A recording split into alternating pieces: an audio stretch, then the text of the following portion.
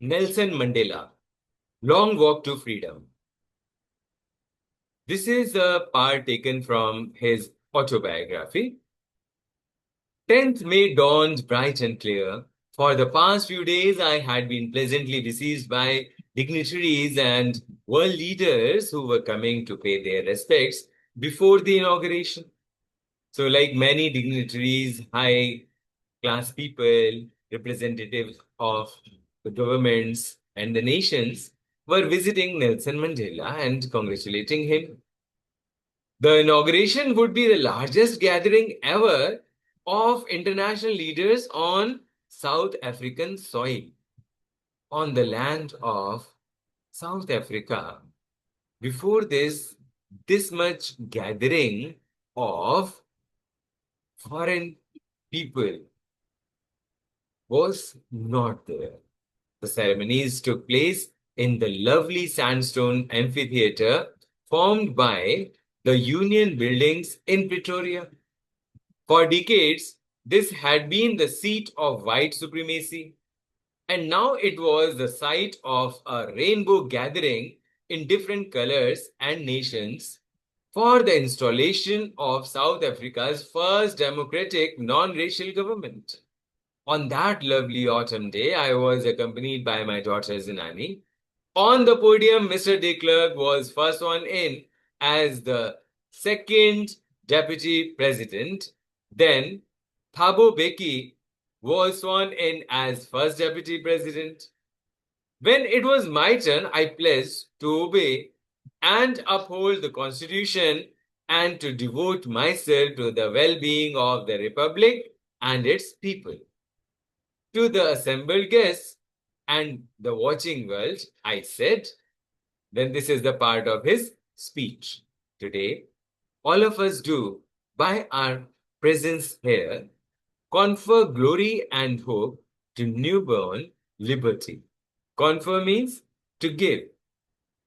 Out of the experience of an extraordinary human disaster that lasted too long, must be born a society of which all humanity will be proud.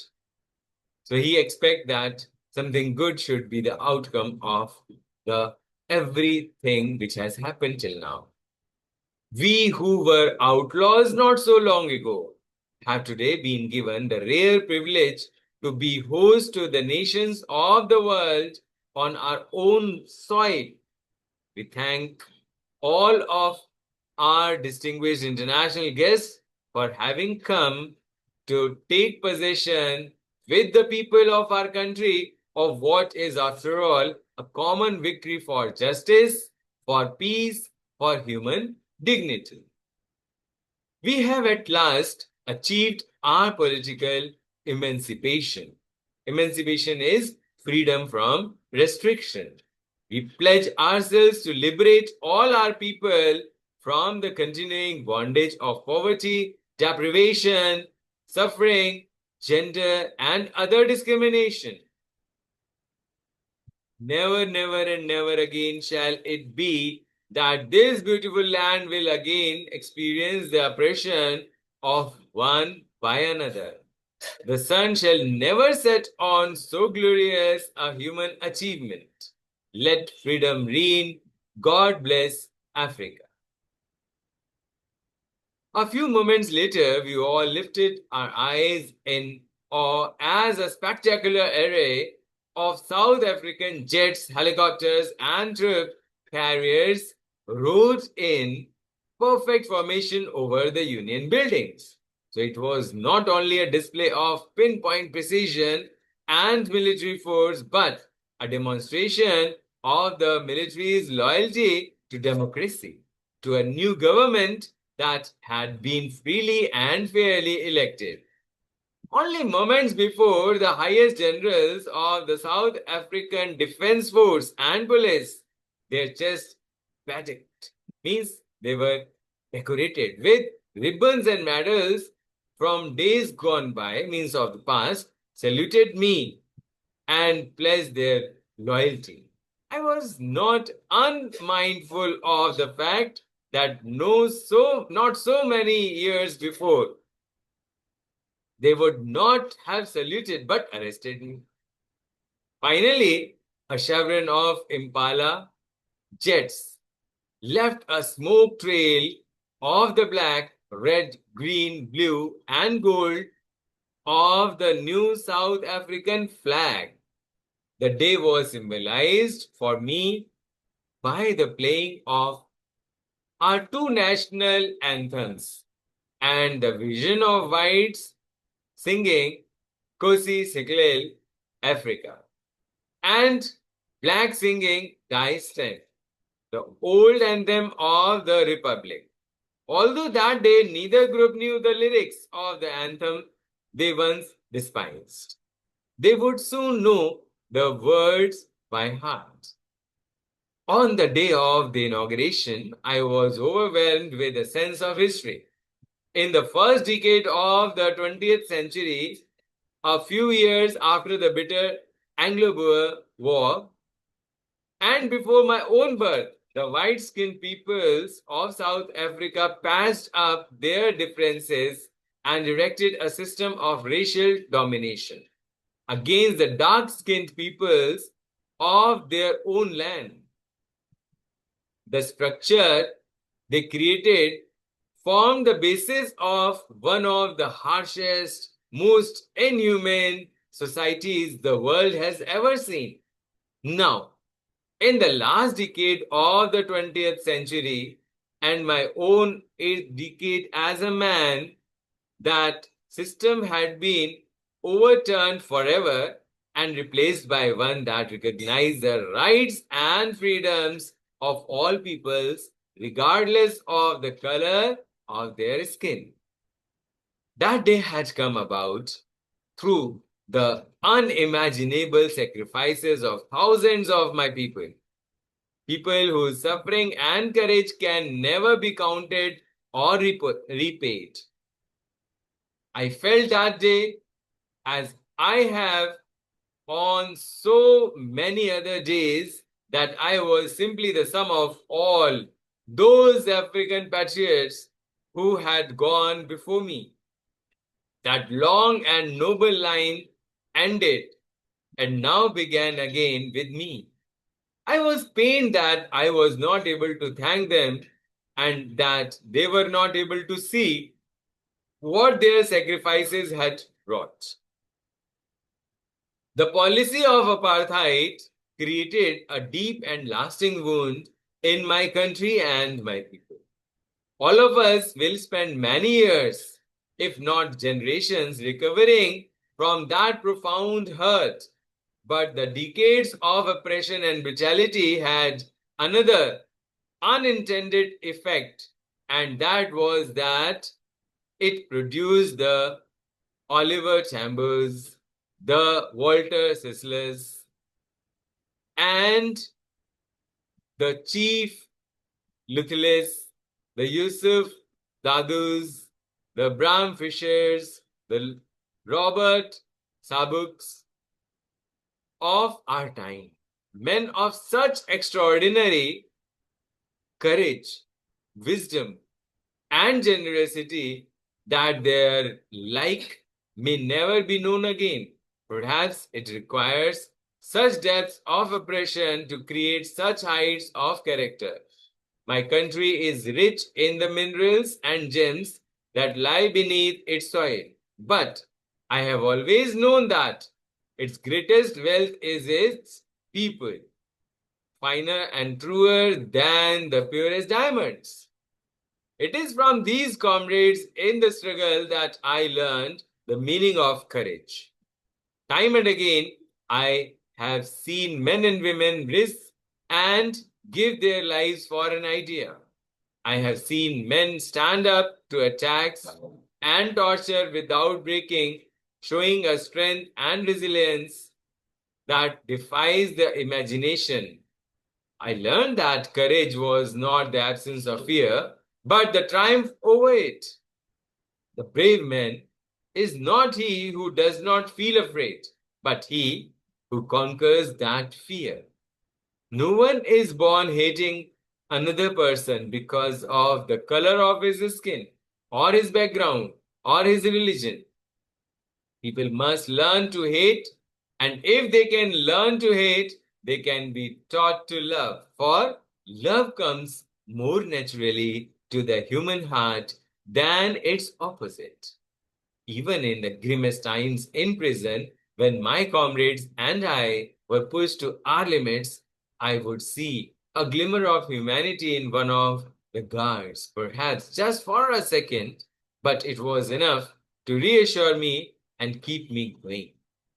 Man's goodness is a flame that can be hidden but never extinguished.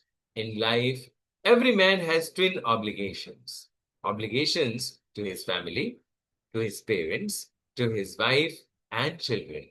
And he has an obligation to his people, his community, his country. In a civil and humane society, each man is able to fulfill those obligations according to his own inclinations and abilities. But in a country like South Africa, so it was almost impossible for a man of my birth and color to fulfill both of these obligations. In South Africa, a man of color who attempted to live as a human being was punished and isolated. In South Africa, a man who tried to fulfill his duty to his people was inevitably ripped from his family and his home and was forced to live a life apart, a twilight existence of secrecy and rebellion. I did not in the beginning choose to place my people above my family, but in attempting to serve my people, I found that I was prevented from fulfilling my obligations as a son, a brother, a father, and a husband. I was not born with a hunger to be free. I was born free, free in every way that I could know, free to run in the fields near my mother's hut, free to swim in the clear stream that ran through my village, free to roast mealies under the stars and ride the broad backs of slow moving bulls. As long as I obeyed my father and abided by the customs of my tribe, I was not troubled by the laws of man or God. It was only when I began to learn that my boyhood freedom was an illusion, when I discovered as a young man that my freedom had already been taken from me, that I began to hunger for it. At first, as a student, I wanted freedom only for myself, the transitory freedoms of being able to stay out at night, read what I pleased, and go where I chose. Later, as a young man in Johannesburg, I yearned for the basic and honorable freedoms of achieving my potential, of earning my keep, of marrying and having a family, the freedom not to be obstructed in a lawful life. But then I slowly saw that not only was I not free, but my brothers and sisters were not free. I saw that it was not just my freedom that was curtailed, but the freedom of everyone who looked like I did. That is when I joined the African National Congress, and that is when the hunger for my own freedom became the greater hunger for the freedom of my people. It was the desire for the freedom of my people to live their lives with dignity and self-respect of that animated my life, that moved my life, that transformed a frightened young man into a bold one, that drove a law-abiding attorney to become a criminal, that turned a family-loving husband into a man without a home, that forced a life-loving man to live like a monk. I am no more virtuous or self sacrificing than the next man. But I found that I could not even enjoy the poor and limited freedoms I was allowed when I knew my people were not free. Freedom is indivisible. The chains on any one of my people were the chains on all of them. The chains on all my people were the chains on me. I knew that. The oppressor must be liberated just as surely as the oppressed. A man who takes away another man's freedom is a prisoner of hatred. He is locked behind the bars of prejudice and narrow mindedness.